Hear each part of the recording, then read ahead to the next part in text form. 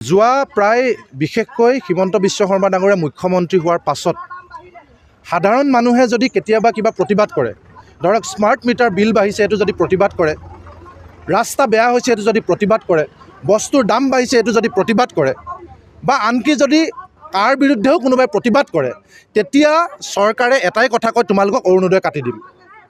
চৰকাৰৰ মূল অস্ত্ৰপাতে আছিলে আজি ৩-৪ বছৰ ধৰি অৰুণোদয় কাটি দিম বুলি কৈ মানুহক ব্লেকমেইল কৰে, আৰু সেই ব্লেকমেইল কৰাৰ কাৰণে বহু মানুহে ভয় খায়। কাৰণ কেলৈ মানুহৰ অৱস্থা অতি তথৈবচ, ১২৫০ টকাই তেওঁলোকে কিবা এটা কৰিম বুলি ভাবে। এতিয়া কথা হ'ল সেই যি মূল অস্ত্ৰ, সেই অস্ত্ৰ পাতে এতিয়া তেওঁলোকৰ আটাইতকৈ গণ্ডগোলীয়া হৈ পৰিছে। এতিয়া আপোনালোকে চাব যে 1.0 আৰু 2.0 একাংশ মানুহক অৰুণোদয় চৰকাৰে দিছিলে, আৰু যিবিলাক মানুহক অৰুণোদয় দিছিলে সেই মানুহবিলাক হেনো বহু মানুহ ধনী মানুহ সোমাই আছে, সেই মানুহবিলাক হেনো বহুত নপাবলগীয়া মানুহ আছে, আৰু লগতে লগাই দিছে যে পাবলগীয়া সকলোকো তেওঁলোকে নাম অন্তৰ্ভুক্ত কৰিব।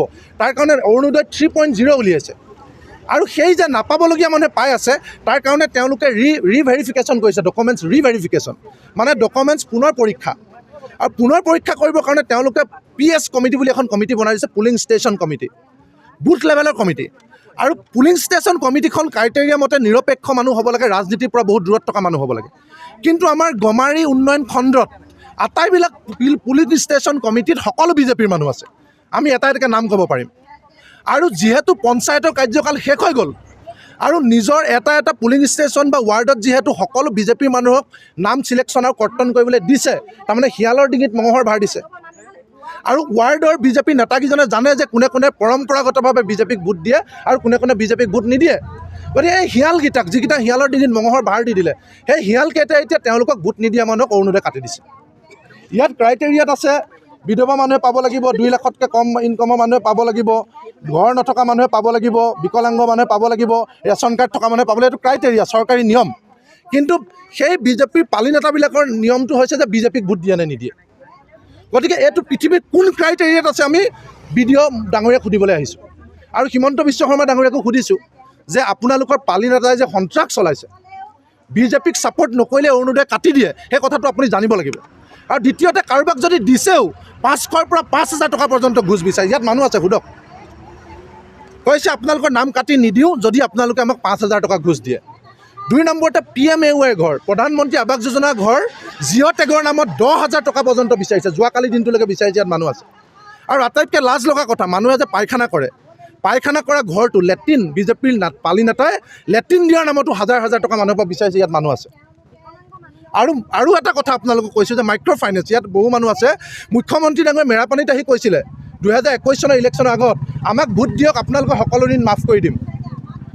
সেই সময়ত মুখ্যমন্ত্ৰীৰ কথা শুনি মানুহে 21 চনৰ পৰা ধাৰ নামাৰিলে, কৈছিলে কোনেও ধাৰ মাৰিব নালাগে, মই মাৰি দিম, মই বুলি কৈছিলে। আমাৰ ওচৰত ভিডিঅ' আছে। এতিয়া যিহেতু মুখ্যমন্ত্ৰী ডাঙৰীয়াই এটা নিয়ম উলিয়াইছে যে যিসকলৰ 50,000লৈকে আছে তেওঁলোকেহে ধাৰ মাৰিব। আপোনালোকে এবাৰ ভাবক, 21 চনলৈকে যদি আপোনাৰ 20,000ও আছিলে, 21 চনৰ পৰা 25 চনলৈকে সুদ বাঢ়ি এইটো 50,000তকৈ বেছি হৈ গ'ল। আৰু মুখ্যমন্ত্ৰীয়ে এইটো কথা জানে যে মানুহৰ 20,000 থাকিলেও 21 চনৰ পৰা বাঢ়ি 50তকৈ বেছি হৈ গ'ল। এতিয়া তেওঁ বনাই দিয়ে 50,000 নিয়মত এতিয়া নপৰে। এতিয়া কোনেও ফ্ৰী নহয়। এতিয়া মানুহৰ ঘৰলৈ পুলিচ গৈছে, বেংকৰ মেনেজাৰ গৈছে। অৰ্থাৎ 2021 চনতে এটা ড্ৰাফ্ট বনাই থৈছে চৰকাৰে সৰ্বানন্দ সোণোৱালৰ দিনত, কোনো বেংকৰ, বন্ধন বেংকৰ উজ্জীৱন আৰোহণৰ মানুহে মানুহৰ ঘৰত গৈ বান্দাত গৈ পইচা কিস্তি বিচাৰিব নোৱাৰিব। কিন্তু এইবিলাক আইন ধোঁৱা চাঙত পৰি আছে, ইমপ্লিমেণ্টেই নকৰে। তো মানুহক এতিয়া সন্ত্ৰাস চলাইছে। গতিকে মুখ্যমন্ত্ৰীৰ কথা শুনি মানুহ বিপদত পৰিছে।